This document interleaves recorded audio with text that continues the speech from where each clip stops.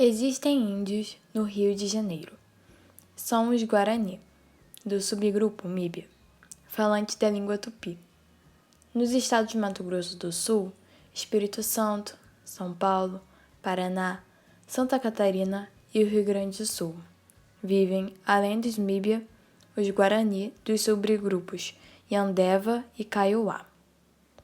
Em 1996, as 3 terras indígenas existentes no Rio de Janeiro, a terra indígena Guarani de Bracuí, localizada no município de Angra dos Reis, a terra indígena Araponga e a terra indígena Paraty-Mirim, localizadas no município de Paraty, tiveram um processo de demarcação concluído e foram homologadas pelo governo federal.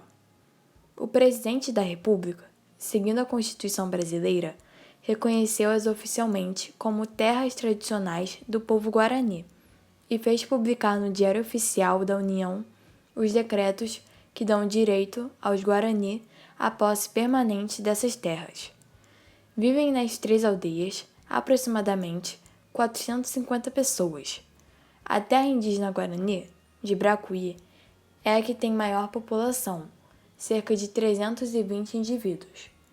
Mais da metade é constituída por crianças menores de 14 anos. Os Guarani, que vivem hoje em território brasileiro, somam aproximadamente 5.000 pessoas. Há também Guarani vivendo em áreas na Argentina, Paraguai e Bolívia. O subgrupo Míbia, em Angra dos Reis, vive no alto da serra em meio à Mata Atlântica, de onde podem avistar o mar. Atravessar o mar e encontrar a terra sem mal. O paraíso mítico é o sonho dos Guarani. Na busca incessante desse paraíso, que segundo a tradição pode ser alcançado em vida, eles precisam cumprir e respeitar um conjunto de regras e conduta divina que lhes são transmitidas pelos xamãs. São elas que norteiam as relações que mantêm com a natureza, com todos os seres humanos e com os espíritos. É o modo de ser e viver Guarani, o Nandereco.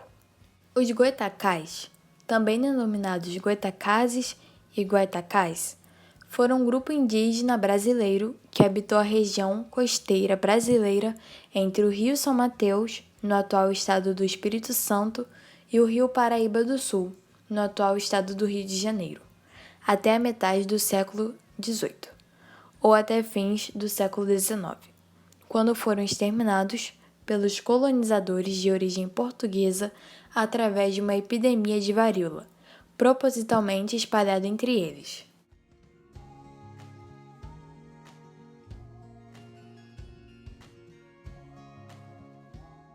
Arco e flecha, arma muito utilizada para a caça, rituais e para a guerra. Na maioria das tribos, o arco é feito de caule de palmeira, tucum, mas existem algumas exceções. Podem ser usados o aratazeiro, o pau-ferro, o ipê amarelo e a aroeirinha.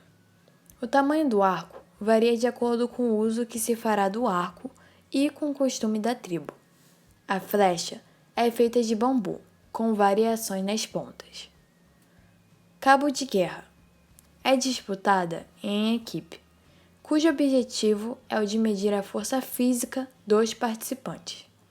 Vencer o cabo de guerra significa ter os índios mais bem preparados para o confronto físico.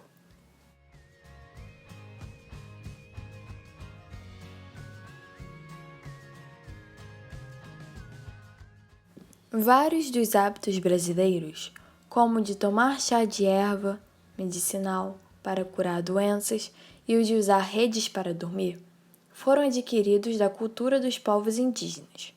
A influência vai além, chegando a muitos dos nomes de pessoas e lugares cotidianos.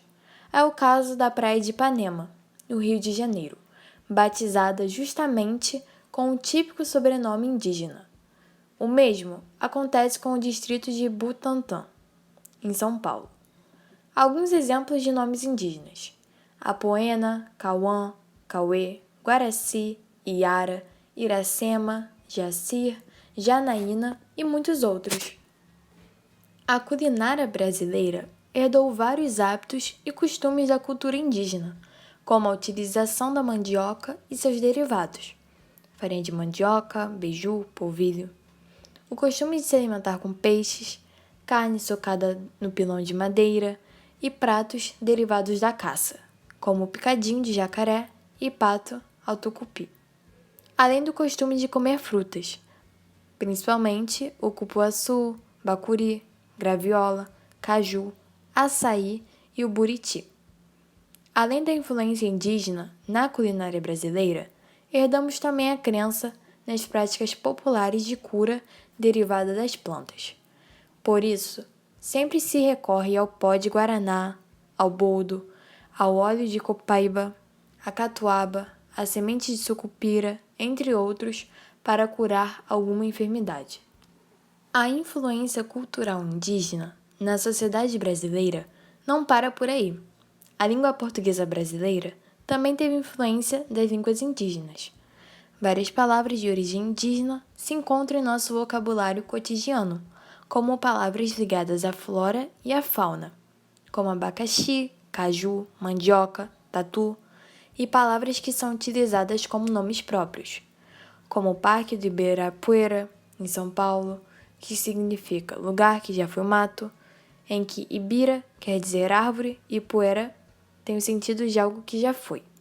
O rio Tietê, em São Paulo, também é um nome indígena, que significa rio verdadeiro.